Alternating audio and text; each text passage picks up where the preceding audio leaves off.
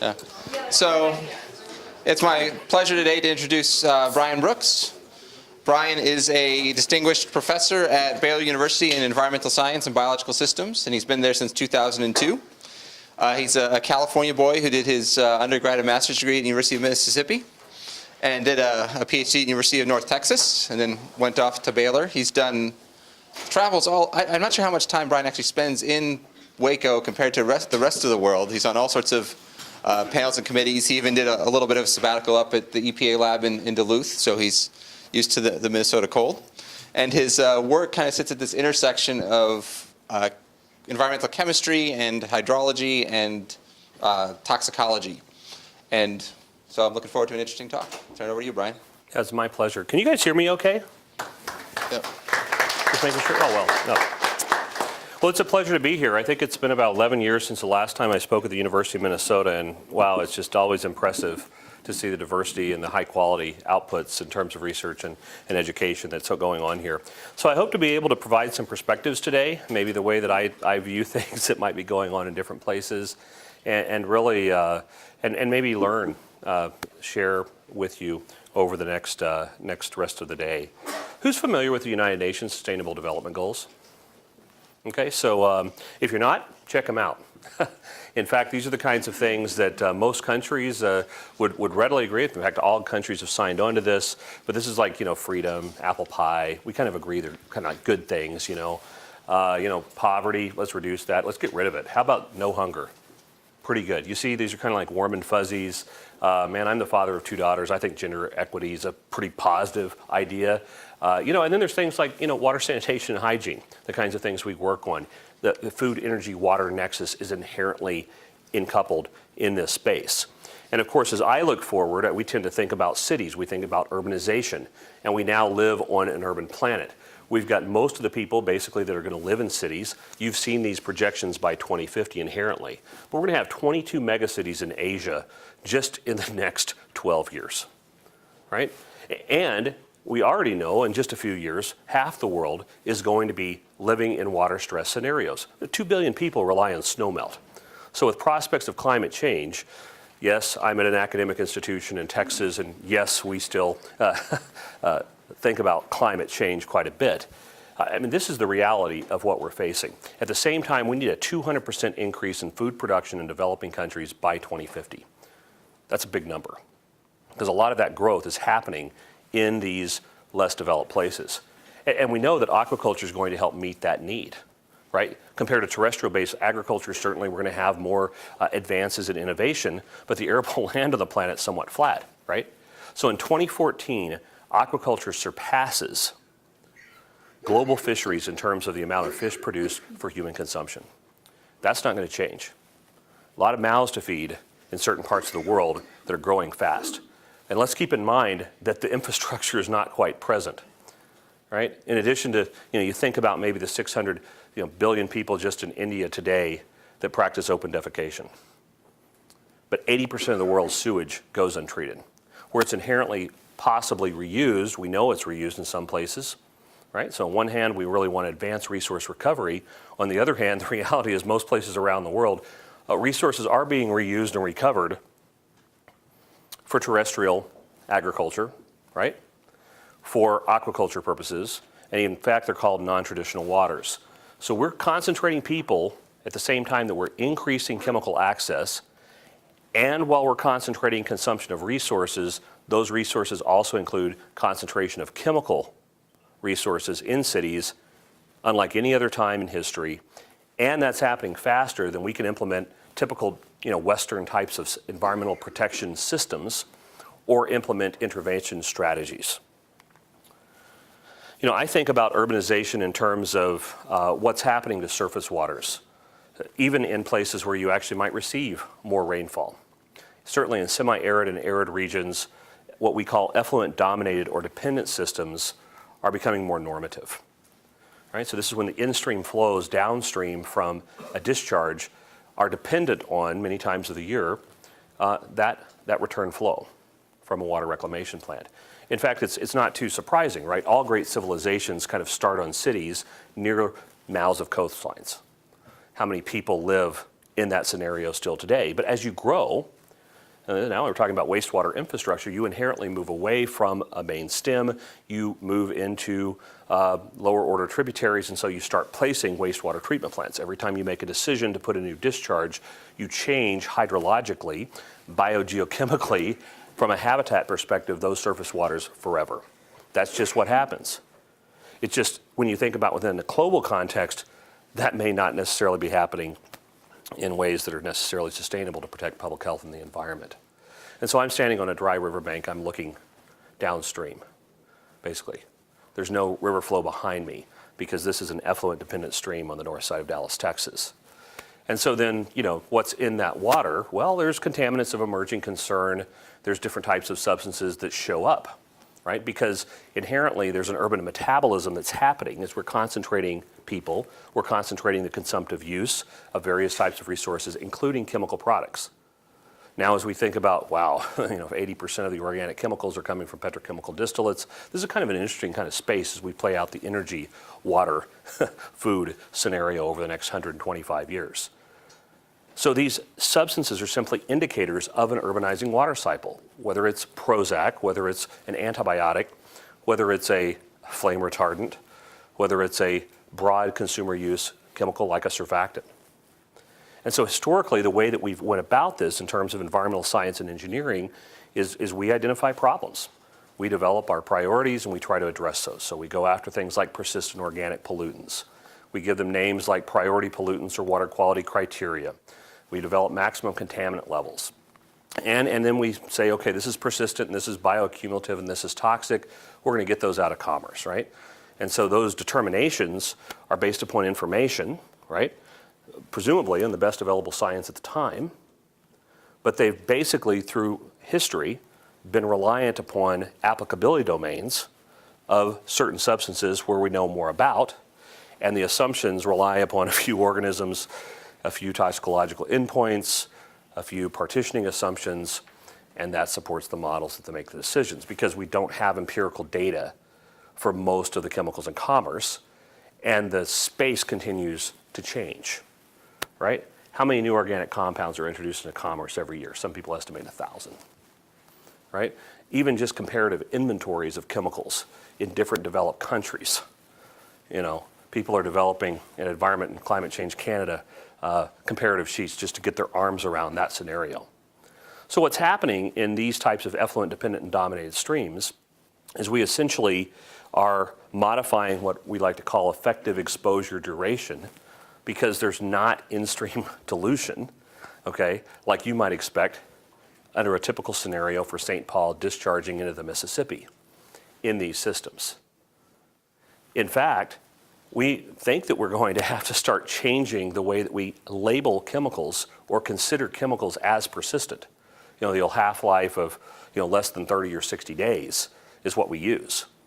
But let's think about Dallas, Fort Worth, and Houston, which are connected inherently, well, they're in the same state, right? There's a lot of differences, I guess, in between, but they're connected by the Trinity River. So the Trinity River Basin is one of these prototypical de facto reuse projects, right? Because right now the in-stream flows of the Trinity are about 98% coming from reclaimed return flows in Dallas, Fort Worth. Yet Lake Livingston, on the north side of Houston, the first impoundment downstream, is a critically important water supply for Houston. The travel time of the molecule from Dallas to Houston is certainly much shorter than 30 days. So if a substance doesn't fall within your current current persistence construct, basically what's happening is you have continuous exposure over hundreds of miles in just that system. So if we think about cities and we're concentrating people in chemical use, we essentially are increasing the introduction rates, and it's happening faster than some sort of degradation rate. So this is a challenge for green and sustainable chemistry. We've got to design molecules that are even less persistent, in my opinion, than our current historical approaches have accounted for. And this leads to bioaccumulation, maybe of substances that fall outside of those historical applicability domains that were developed for things like POPs. So drugs. I remember getting a call from a colleague of mine, he's the environmental chemistry chief for EPA at the time, and he said, I don't believe you. Well, I don't really care what you believe. I mean, here's the data. And now it's been repeated in different places in the whole 9 yards, but things like Prozac and Zoloft, these antidepressants, were ending up in fish that we were sampling from these urban rivers. We do a national pilot project for the Office of Water for EPA, and we see similar things in urban waters around the country. Different stories in Germany because there was more dilution associated with the locations we studied there. So, I don't know, we've got some students in the class. You guys ever seen this before? Probably teach this kind of stuff at the University of Minnesota.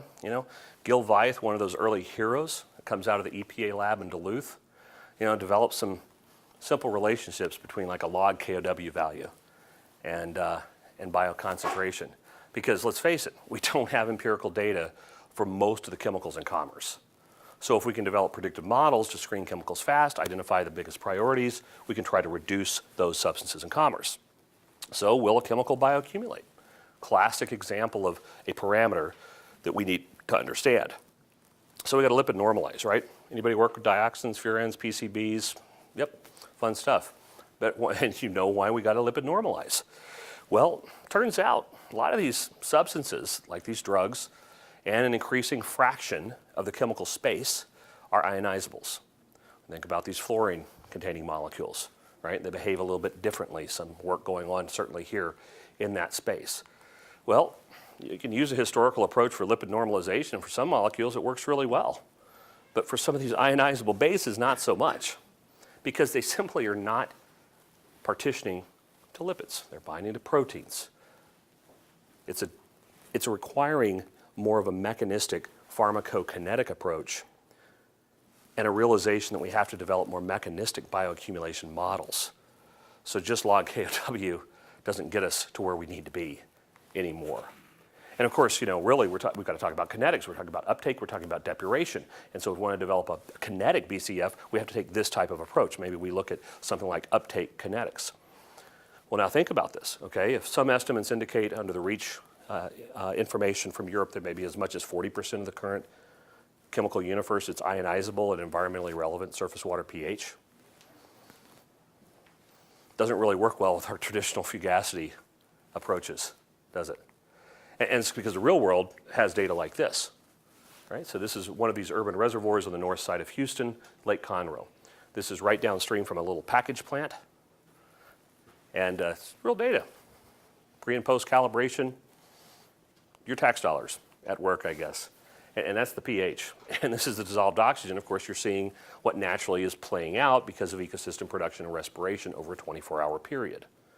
This is carbonic acid versus photosynthesis and respiration essentially influencing in a fairly well-buffered system pH variability in a relatively aged, relatively eutrophic reservoir.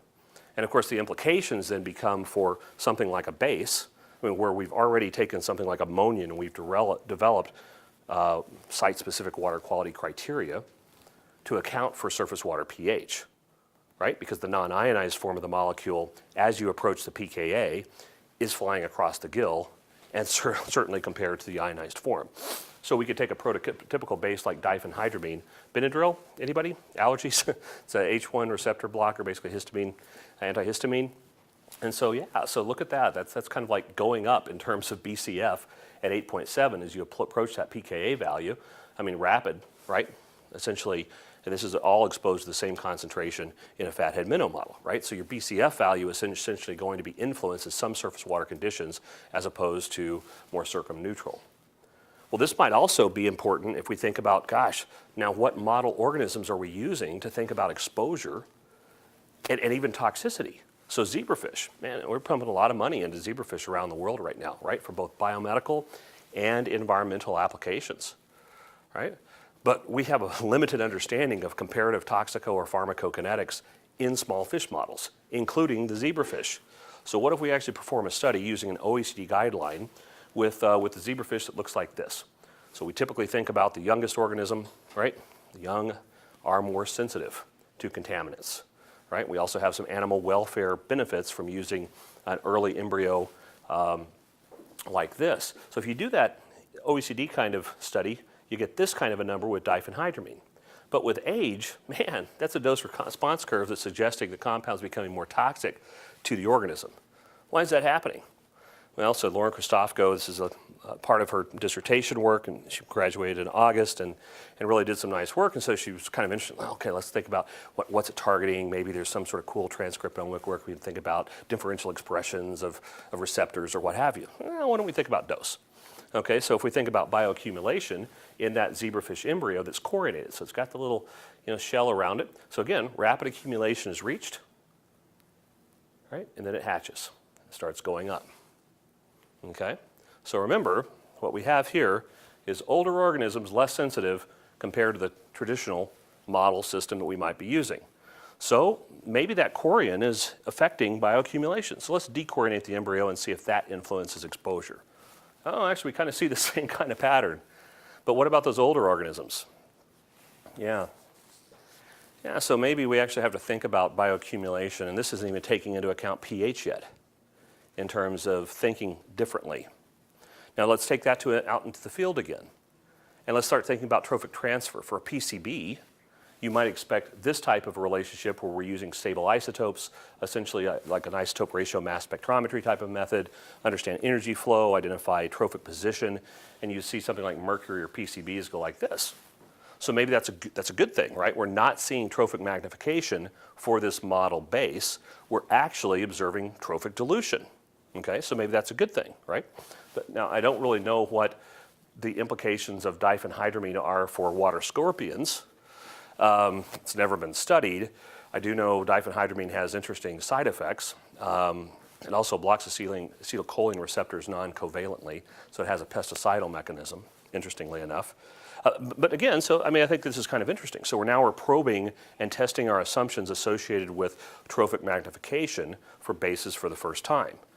But if we start thinking about these bases again, what's actually happening in those fish may need to be informed by mechanistic bioaccumulation modeling. I mean, this is an environmental engineering, a lot of different types of engineering practice-based stuff. We're talking about the practice of engineering. You might want models that actually work for the applicability domains that we're actually interested in. Well, what's that? Okay, so this is another base. This is a calcium channel blocker, and it's actually accumulating in fish downstream from the largest wastewater treatment discharge in EPA Region 6. This is in Houston. It's accumulating to levels in the plasma of that fish that's meeting or exceeding human therapeutic dose. And it's not only happening, this is an estuary, so you have basically more marine and more freshwater species intermingling. So what does that mean? I mean, come on, Brooks. I mean, historically, we just grind up the fish and we see how much is there. Or we take a lateral fillet and we see how much somebody's going to eat. That's the approach we take. But you're telling me human therapeutic doses are accumulating in the plasma of a fish. Well, as it turns out, I wonder what we know about the evolutionary conservation of the target that calcium channel blocker works on across species.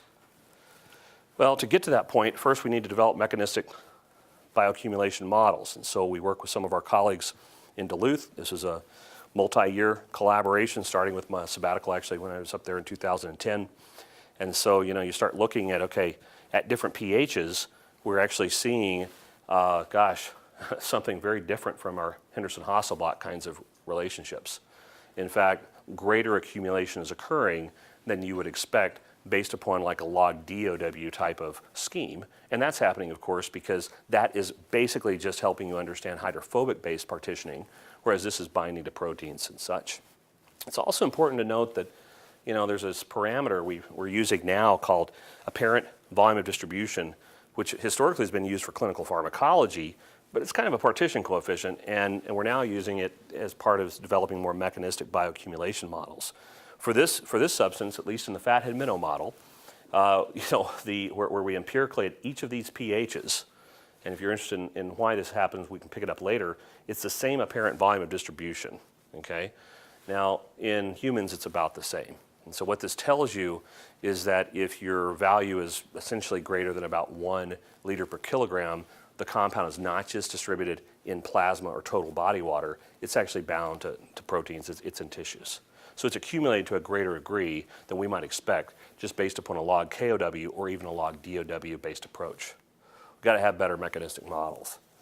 So our current reality is our industrial chemical space has changed.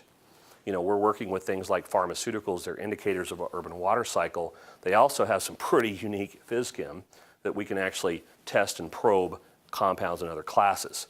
They certainly have some biological activities that we're going to talk about over the next few minutes.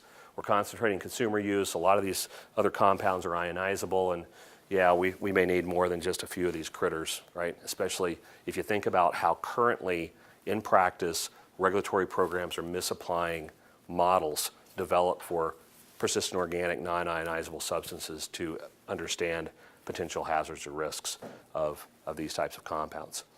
We think we're going to have to think about more site-specific, focusing on where the concentration is the most in urban systems, and we're going to have to think about something called adverse outcome pathways. Anybody ever been into a lab where they're performing a Daphnia bioassay? Okay, like a little water flea. So for wastewater compliance, if you're discharging, at least in this country, at least this week, we'll see what happens next month, who knows. But the point is, if you've got a major discharge of more than 1 million gallons per day, okay, you're required to actually perform something called a whole effluent toxicity test. The idea is that you could use a surrogate organism, your canary in the coal mine. Let's see if the quality of that effluent is, it's almost like a biosensor, basically. And so we use those types of organisms, incredible work done in places like Duluth, Minnesota. And you develop these model organisms and you evaluate whole effluent, right? But you also can perform sampling in field scenarios to determine if ambient toxicity may be present. And then you would go through basically a response-directed fractionation approach where you're kind of marrying the chemistry with the biology to try to, it's basically a forensic approach to identify the causative substances that might support, for example, a TMDL being developed or something if you have an impaired system. New products, right? So we think about Tosca overhaul, or we've heard of that, about this in the news. And so we use the same models, same short duration assays with the same endpoints. So these are great. In fact, in the history of modern environmental science, these types of contributions are profound, right? At least in our country.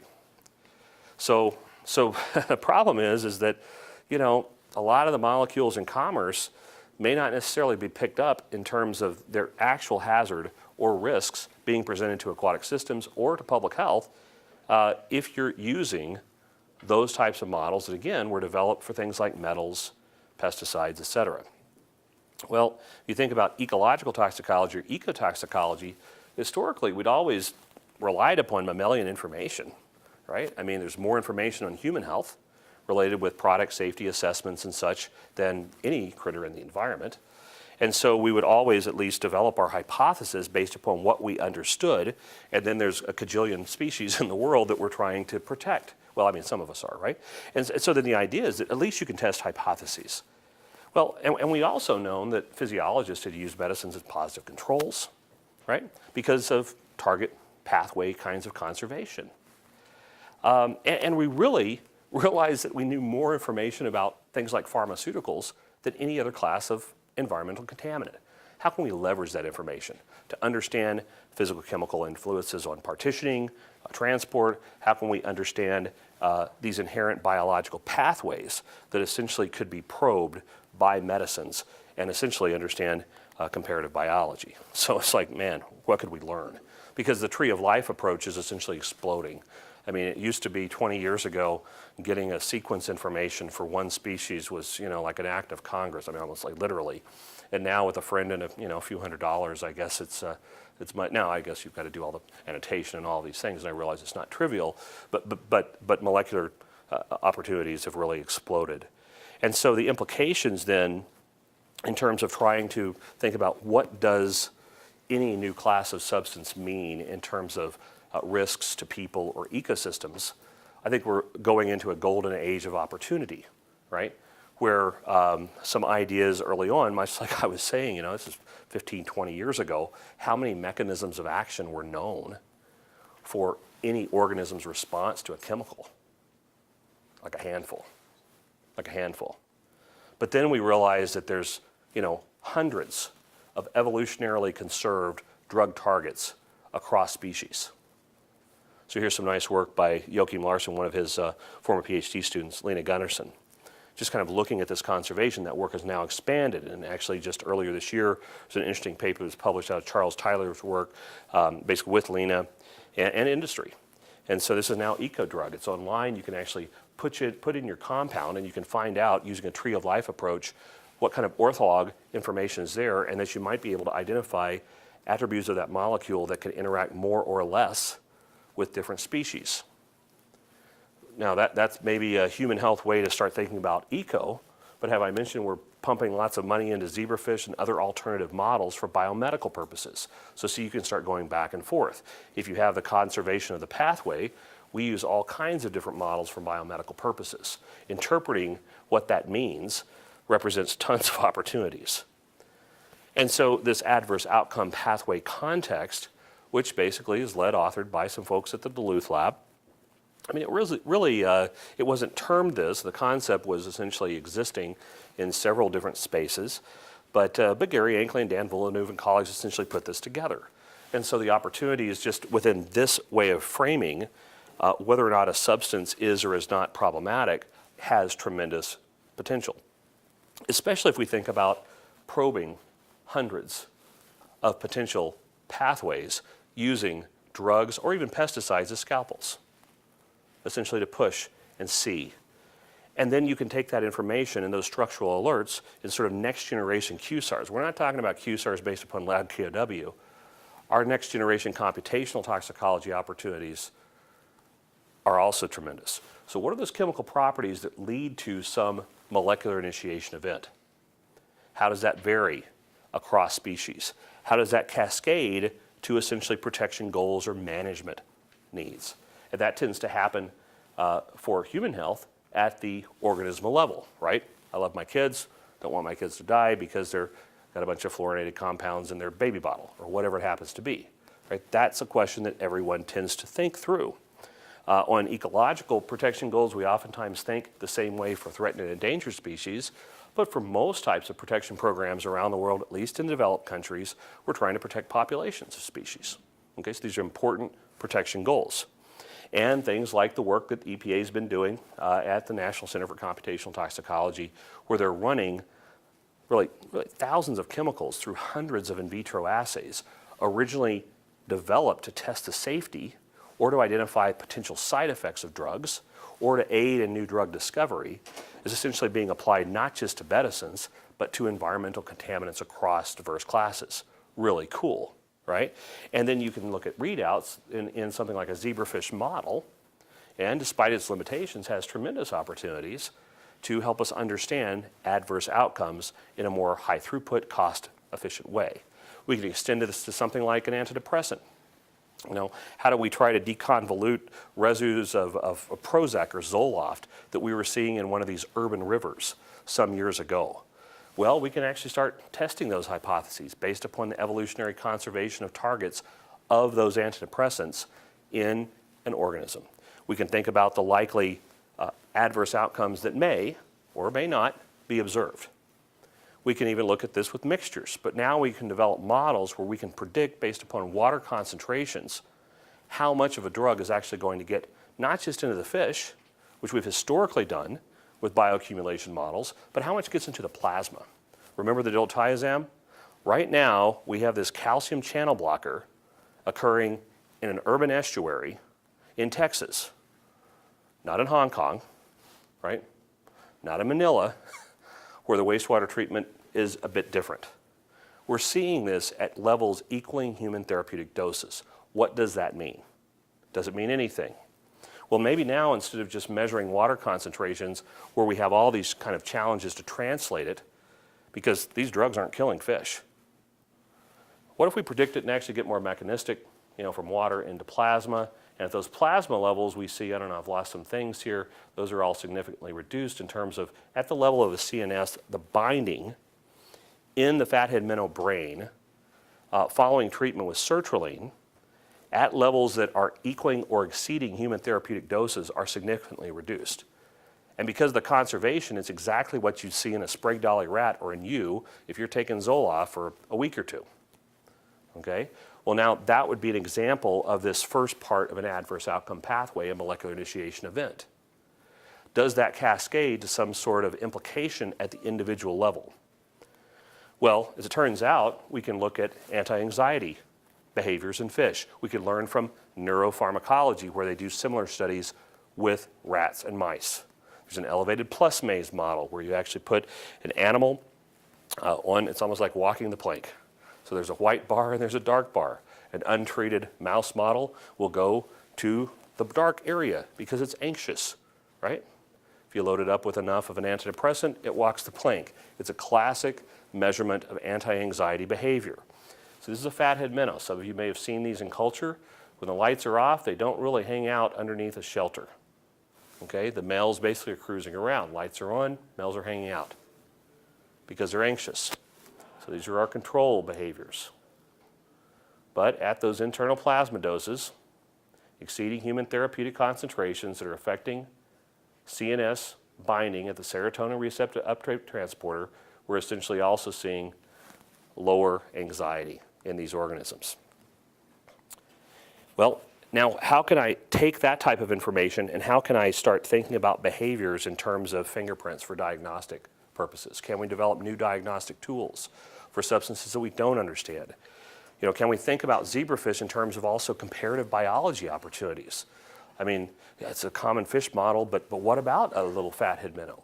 Well, as it turns out, I mean, just, you know, do a lot of work. Well, I didn't do this work. A couple of my PhD students do a lot of work, you know, just trying to understand the baseline behavior of these organisms in culture and how that varies over this time of the day and the time of the week and the age. But you can also use a photomotor startle response to understand stress levels. The intent, at least in our group, is really coming from more of a green chemistry focus. Can we learn from this information for compounds with different structures that then can lead to the design of substances, again, learning from pharmacology for the design of new, less hazardous compounds. We can actually have readouts of these types of behavioral fingerprints, you know, in a zebrafish or in a fathead minnow model. And so here's your acetylcholinesterase, you know, basically inhibitor diazinon. And interestingly, there's all these phosphorus-based flame retardants that are popping up. Well, pharmaceutical companies are now using this type of technology to identify in drug candidates potential mechanistic domains. Behavioral fingerprinting for less understood compounds is something that we're really pursuing. And then you can look at similarities between diazinon and maybe a phosphonated flame retardant we don't know anything about. Where should we be looking? What should we be thinking about? What parts of ecosystems or in what parts of the world? You can use a probabilistic hazard assessment approach to start thinking about that compound diazinon, or in this case, diphenhydramine or loratadine, two common antihistamines. So this is literature data that's been published from different matrices from different parts of the world. We can look at probabilities of exceedances. And if you actually do this comprehensively for multiple substances in a class, you see that actually what we call our therapeutic hazard value, which is a water concentration predicted to equal a human therapeutic plasma dose in that fish, okay? Much like you saw with the antidepressant example, you can look at the probability of exceedances and perhaps we can identify where our data gaps are at, what kinds of studies need to be performed. We can also identify in the case of loratadine, based upon the few data points that exist, is most of them actually exceed a therapeutic hazard concentration, yet there's no information really about its hazards in surface waters. Maybe this provides us an opportunity to identify new substances that we need to be focusing our attention. I mean, we don't have all the resources every day to do everything. Where do we prioritize our efforts? We can think about more classic compounds that have been studied like bisphenol A and similar approaches. We can compare different types of Canadian, European, or Japanese predicted no effect concentration to observe, say, for example, in effluent or surface water, in freshwater or marine systems. What are the likelihood of exceeding those existing regulatory standards? And you can also look at this in terms of human biomonitoring. This is a really important opportunity if we were to compare something like the CDC NHANES database for the average concentration of bisphenol A in people's urine in the United States to different parts of the world. Obviously, we see kind of a higher percent exceedance for some places relative to others. I know some people are working on antibiotics, and so, think about the same kind of approach with erythromycin, and look at different parts of the world. Remember, like 80% of the sewage produced on this planet goes untreated, where it's subject to reuse. And, an antimicrobial resistance predicted no effect concentration, has been put forward by Larson's group. And, we see that would be predicted to be exceeded 33% of the time in effluents from Asia. Still 18% in North America. It's a pretty interesting observation if we're thinking about one of the greatest threats to global health. Some of our work in Asia thinks about landfills and don't always get a lot of attention. It also thinks about these point source discharges. So this is the view from the peak, pretty cool view. This is the HATS treatment scene basically in Hong Kong. Fasting has been great working with my colleagues there, getting some funding from the government, and then also working with the utilities. And so then this is basically their wastewater treatment system. They have what I call different sewer sheds. So we're doing some cool sewage epidemiology and find out that ketamine and cocaine are kind of different in different locations, and that has some kind of fun opportunities. But then you also see that this is the Wint landfill. So this is one of the largest active landfills in Asia. So, you know, unlike the landfill I visited, I guess last year in Brazil that's unlined, it's lined at least, and so they're collecting the leachate and they're putting it through a wastewater treatment plant. You know, this is the solid waste coming in on barges, right? Because there's only 2 tunnels, I guess, that connects the island there in Hong Kong. You probably don't want your solid waste truck to break down in one of the 4th most densely populated places in the world. And so this is the landfill. Really, it's big, you know, and so it's kind of cool, right? It's just big. Blows my mind. And so, yeah, so from that discharge, we're about to submit a paper where we've got 3 antibiotics exceeding those antimicrobial resistance sort of minimal selective concentrations. Maybe we need to think about this. And then, of course, I ask questions like, what's that? What are those floating things out there? Because, you know, this is where they're discharging that leachate right here. And, that, you know, pharmaceuticals are indications of an urban water cycle. And there might be other things in that leachate. So earlier this week, we submitted a paper and all kinds of fun stuff there because those are where they're growing their oysters. That's where we grow our oysters, Dr. Brooks. Of course you do, because you're discharging an effluent that has particulates. And you can see this from Google Earth. Check it out. Pretty cool. Yeah. We're concentrating people in cities. We're concentrating resource consumption. We're concentrating access to chemicals. We're concentrating chemical use. And we're doing that faster than we're implementing infrastructure to protect public health and the environment. I mean, what about, you know, a drug? What about a phosphorus-based flame retardant? What about Gen X? Man, look at the fluorines on that sucker. You know, what about an algal toxin? Well, okay, maybe we need to think about water reuse in terms of opportunities for aquaculture, but we also need to think about product safety. So some of the work we're doing right now are working for developing mechanistic models for diverse compounds across phys-chem sort of domains. And not just look at uptake, but we're also looking at elimination rates. So informing the practice may be to determine how readily certain substances are depurated. So even in areas where you may be having marginal water, perhaps you can actually place organisms into cleaner basins and for certain periods of time improve product safety.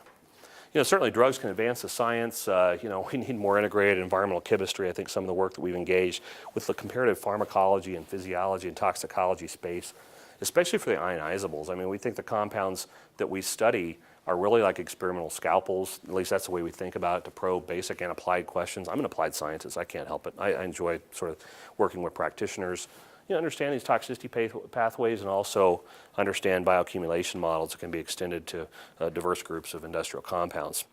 You know, and we think that ultimately we've got to advance beyond the use of our historical models to have more mechanistically grounded approaches. And that's where comparative pharmacokinetics, you know, can actually be really informing. It can also help us to deconvolute whether or not in a mixture we have substances of concern, or perhaps there are certain attributes of that mixture that are going to result in adverse outcome pathways. Now, many medicines present environmental risks. I don't know, antibiotics, endocrine active substances, antidepressants certainly are getting a lot of attention by some countries. You know, I mean, we're learning a lot. This is still an evolving process. We're continuing to do so. And along that way, we come back to how do we get to some of those sustainable development goals.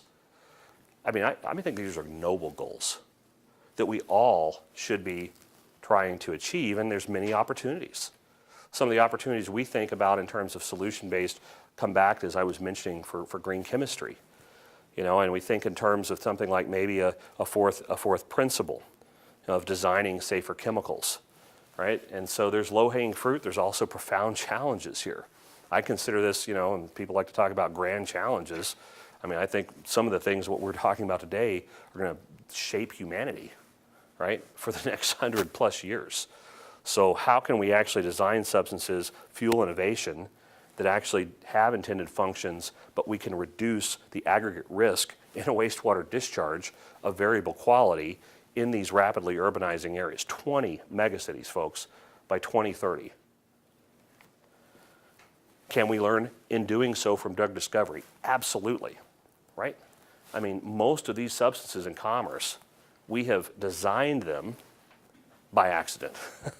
We've come up with something in terms of synthetic organic labs, and then we look for functions, or we're chasing a certain functional class, and then we're trying to think about application. Drugs are very different, and we have a very specific use that we tend to start with, right? I think we're going to have to take more of that type of approach in designing the next wave of environmental, or basically chemicals of less environmental concern. And so, we think about rational design of industrial compounds, and the whole idea is, can we minimize that overall toxicity space? I'll leave you just with this observation. I mean, this is happening. We're working on things related to oxidative stress, and we're really focusing on some other specific modes of action. I'm going to leave you with this perspective. I'm just a guy. I like to collaborate with different disciplines around the world. I like to learn. I think my students hopefully are having a lot of fun. But over the last few years, we've been involved in trying to think even more broadly through a horizon scanning approach. We've got challenges, how we're going to meet those. So we've been partnering with Society of Environmental Toxicology and Chemistry, and in North America with ACS, Enviro and Agrochemicals Division, to ask people what their big research questions are. And we're about to send out a ranking survey to 7,000 people in North America to get them to prioritize whether they're academics or government or business people, whether they're chemists or ecologists or engineers. So let's think together. We're also involved in a similar exercise funded by the Centers for Disease Control and Prevention, focusing on local health departments, local levels of government in the United States. What are the big environmental health challenges? So I think some of these approaches can be really valuable in thinking together. I want to thank you for your attention. I'd be happy to try to answer any questions you have.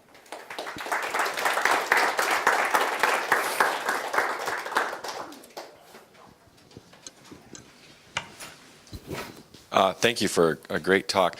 I have a question going back to where we have these ionizable compounds and they deviate from the log KOW. You didn't have the pKa listed. I'm wondering if the inflection has anything to do with the pKa of these? Oh, absolutely. So you may remember the differential uptake curve that I was showing for diphenhydramine. So that study, so diphenhydramine, we selected because we think of it as kind of like a prototypical base. It's got a pKa value of 8.9. So you expose a fish, generally following like an OECD type of bioconcentration kind of factor derivation method, but you expose it to the same concentration, and you want to make sure that the chemical concentration is sufficiently low enough that it's not causing physiological changes, right? So you're really just trying to understand kinetics, in, out, this kind of stuff, without perturbing a system. So each of those uptake figures occurred at a different pH, but at the same concentration of diphenhydramine. So, rapid uptake is occurring, at all pHs. And in fact, at 6.7, right, it's much lower than 7.7 or 8.7. So as you're approaching that pKa value, certainly the non-ionized form, it's incredibly important, Matt. And in fact, they just fly across the gills, okay? But the difference is now where those molecules are going inside the fish. So if you were to just predict accumulation based upon hydrophobic partitioning, you'd go back to a DOW kind of idea and think that it's whatever that's going across the gill. But then what's happening is that's based upon it going into fat, right? These are not just being sequestered in the fat. So that's where you think about, okay, what about protein binding dynamics? So something like this apparent volume of distribution parameter, we think is very valuable. So Anybody 70 kilograms in here? I'm not 70 kilograms. But for clinical pharmacology, if you're a 70 kilogram person, that tends to be what we use also for health risk assessment. So let's just, bad thought, but let's just make a 70 kilogram milkshake, okay? And then let's put them in a big centrifuge and spin it down, and that person's gonna have 41 liters of body water, okay? So if you express that 41 liters per body water per 70 kilograms, that's not 3 liters per kilogram like diphenhydramine. And what that tells you is the substance is clearly not being distributed just in body water, it's going somewhere else. So we actually think that's the type of mechanistic approach with some of these almost like physiological-based pharmacokinetic inspired models or toxicokinetic models we've got to move forward. So pKa is absolutely important. It influences lipophilicity to get it across the gill, for example, but then really it's that internal disposition, and that explains why that apparent log KOW, or that apparent volume of distribution partition coefficient is the same regardless of pH, right? Because the difference in the amount is actually observed, and that's your different in concentration across pH, but once it actually gets in the organism, it's actually, the internal partitioning is basically the same. Thanks for the question. I really enjoyed your talk. Thanks. I've got a couple questions, but I'll just keep myself to one for now. I wondered, because they've seen epigenetics being so important with some of these compounds like bisphenol A, can you use some of these animal models to probe the same sorts of epigenetic questions? Has anyone looked at that? Absolutely. Yeah, it's happening. Okay. Yeah. And they behave the same? Well, now that I'm going to be really careful about. I think you really have to ask the question based upon an individual chemical or Okay. some of the animal models. Yeah, as far as like the post-labeling or what have you. Okay. Thanks for a great talk. The bar graph that you have on the upper right-hand side of that last graph looks interesting, but most of us, I don't think, can read what it is. Can you expand Yeah, on this that a is little something I clipped from a few years ago. It looks like a Cell article in 2013 showing that the change in scientific R&D spending is actually going down in Canada and the U.S. relative to how it's going up in places like China, Germany, Japan, and South Korea. The point of this is just to say, look, funding rates change through time. People want to identify priorities. What are those priorities? Certainly the grand challenges of engineering you're probably familiar with. I love it. I think it's a great idea. Fusion, let's make it happen, I think was a 2007 or 2, that's one of them, right?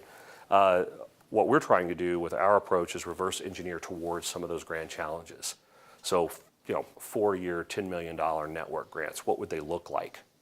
So it's not trying to take anybody's idea, but it's like, man, if you're going to have a specific RFP on the street that people could go after, let's at least ask people in a transparent way using good, like rigorous quantitative social science methods, and let's distill that information.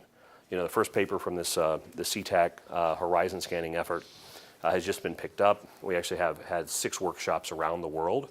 So there's geographic specific priorities that have actually been identified and developed, mostly by scientists and engineers. Okay, and in fact, the first one that's just gotten picked up just in the last week was for Latin America. And I mean, here's the potential impact, right? So the Brazilian government has already taken, like a top 3 from that paper, along with cut and paste into RFPs that are on the street now with plans to release 2 more after the first part of the new year, right? So it's kind of an individual empowerment opportunity as well for scientists and engineers in developing countries to think together, to identify, and then be able to communicate perhaps outside the circle of people that they always talk about things with. Thank you. Last call for questions. Oh,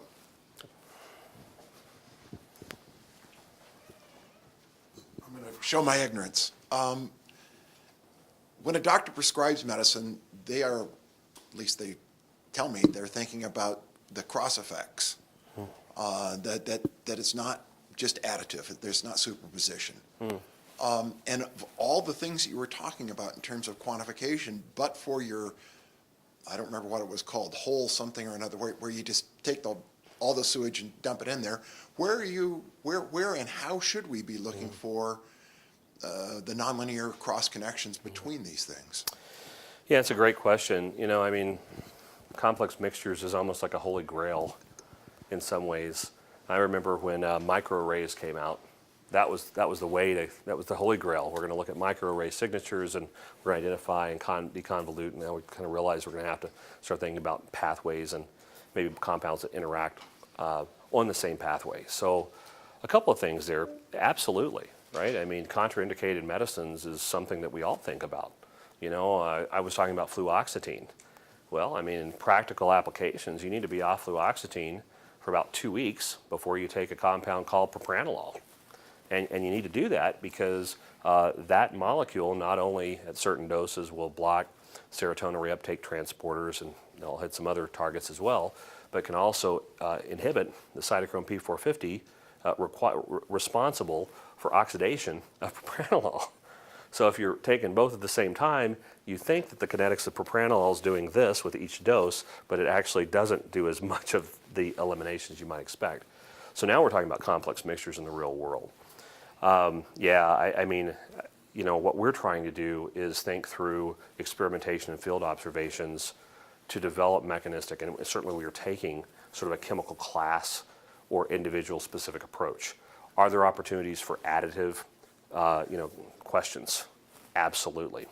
I think some of the most exciting work right now is where you're coupling things like in vitro models with some of the high throughput testing and ecotoxicogenomic tools for diagnostic purposes. You're coupling that, or this is where I think the whole field is kind of going, with non-target directed screening, and then you're bridging with next generation computational toxicology models. So I mean, I think that's the space that a number of us are working in different ways, but I think that's where it has to go in the future. And I think that's, quite frankly, where it intellectually is going to go. And it really is great opportunities there. Thank you. Okay, one thing I get out of your talk is that we have to do a much better job of treating our sewage, because a lot of these things come from sewage. So if you were going to make recommendations to a city that's on one of these small streams on treating their sewage and how they should do it, what would you do? Is it possible, for example, to pull out the ionizable compounds? So I think there's several layers to this, right? I mean, our approach, right, has been to make substances that we put into commerce, that we consume, that goes down the drain. The onus goes to environmental engineers to design more efficient wastewater treatment. So I think on the front end, we need to design molecules that break down faster, that are inherently less hazardous, so the burden on existing infrastructure or existing technologies is lower. Okay, so I think that's step one. I think there are some opportunities in terms of consumer empowerment, and that's really a public health approach, right? You're trying to prevent by essentially empowering students, let's empower students first, and then and citizens, for sure. But the EPA's Safer Choice program is kind of an interesting example. It's a non-regulatory mechanism where EPA works with business, and so they evaluate substances in products like consumer products we use by the tons. And if those substances are labeled as essentially less hazardous to people and ecosystems, they can use a stamp on their product to market it as a less hazardous or greener product. So now that's a consumer empowerment opportunity. It's a huge opportunity in terms of like chemical industry innovation. So that's happened, it's happening, it'll continue to move forward. For the local operators, I mean, quite frankly, I think I'd come and talk to folks in this department, about how do you actually design a system, or how can you optimize the practice. I've interacted with a lot of, like wastewater engineers, and there's some art to this as far as dialing the knobs on sludge age and some of these other factors that can actually optimize some of the removal. And so I think there's really a couple of steps there in terms of, can we actually, on the front end, probably a longer horizon aspect, think about, designing substances that are less hazardous. Can we start influencing or empowering people that may improve consumer choice? Can we optimize wastewater treatment? I've worked on constructed wetlands a bit. I think that's another opportunity in some locations, and sometimes of the year, for even more low-tech kind of polishing. And I think in some parts of the world, the opportunities for pretty advanced kind of designed wetlands may be a great green engineering opportunity if you think about where all the people are concentrating and where, well, let's just say there's less snow in Hong Kong and Southeast Asia than we might see here in Minnesota. Okay. Thank you. Brian, once more. Thank you so much. Thanks for visiting. It's my pleasure. Nice job. Well, thank you very much, yeah.